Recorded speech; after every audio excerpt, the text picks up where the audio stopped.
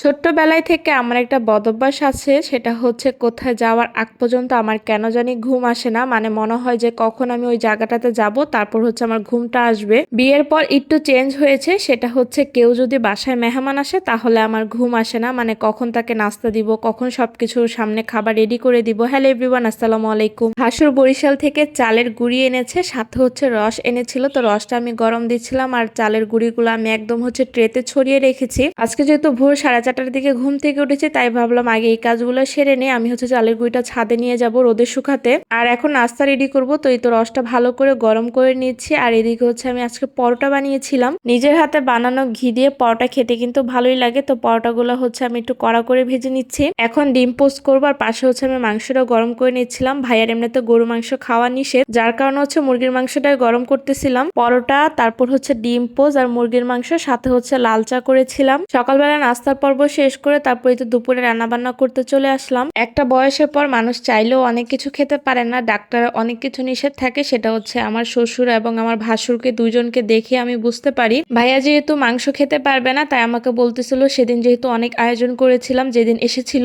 যাতে একটু ভর্তা ভাত করি। তো আজকে হচ্ছে আমি আলু ভর্তা করব, সাথে হচ্ছে হাতে মেখে একটু ডাল রান্না করব, আর আলু দিয়ে শোল মাছ রান্না করব। তো আলু দিয়ে শোল মাছ রান্নাটা আমি পাশের চুলায় বসিয়ে দিয়েছি। আর ভর্তায় হচ্ছে যেহেতু আমাদের বাসায় কাঁচা পেঁয়াজটা কেউই পছন্দ করে না আমি ছাড়া, তাই ভর্তা বানানোর জন্য আমি হচ্ছে পেঁয়াজ আর শুকনো মরিচটা ভেজে নিলাম। এখন হচ্ছে এই তো আলুটা ভালো করে কষিয়ে তারপর আমি শোল মাছগুলো দিয়ে দিব। শোল মাছটা ভালো করে কষিয়ে রান্না করব, একটু মাখা মাখা রাখবো, বেশি ঝোল রাখবো না। এখন এই তো আলু ভর্তাটা আমি হচ্ছে ভালো করে বানিয়ে ফেললাম। বাটুনিতে কিন্তু ভর্তা বানানো খুবই সহজ হয় আর খেতেও মজা লাগে। এই তো খুব শর্টকাটে হচ্ছে আমার ভর্তা, ডাল, তারপর হচ্ছে মাংস ছিল ওইটাও গরম করেছি, সাথে হচ্ছে আলু দিয়ে শোল মাছের তরকারি রান্না হয়ে গেছে। ঢাকায় ভাইয়া যেহেতু কাজে এসেছে, তাই হচ্ছে সেই কাজের জন্য গিয়েছিল। সে আসার আগে আমি টেবিলে সম্পূর্ণ রেডি করে দিয়েছি। তারপরে তো চালের গুঁড়ি নেওয়ার জন্য ছাদে চলে আসলাম। সকালে চালের গুঁড়িগুলো হচ্ছে আমি ছাদে দিয়ে গেছিলাম। আর এই তো আমাদের আগের বাসাটা দেখা যাচ্ছে। অনেকেই জানতে চেয়েছিলেন যে আমার আগের বাসা থেকে নতুন বাসার দূরত্ব কতটুকু, এই তো দেখিয়ে দিলাম। ছাদ থেকে এসে তারপর হচ্ছে তো বিকালের জন্য নুডলস রান্না করতেছিলাম, কারণ শর্টকাটে আমার মনে হয় নুডলস রান্নাটা সব থেকে বেশি সহজ হয়। আর আমার হাতে নুডলস রান্নাটা সবাই কম বেশি অনেক পছন্দ করে, আমার ভাসুরও অনেক পছন্দ করে। আর এখন কফি বানাচ্ছিলাম ভাইয়ার জন্য।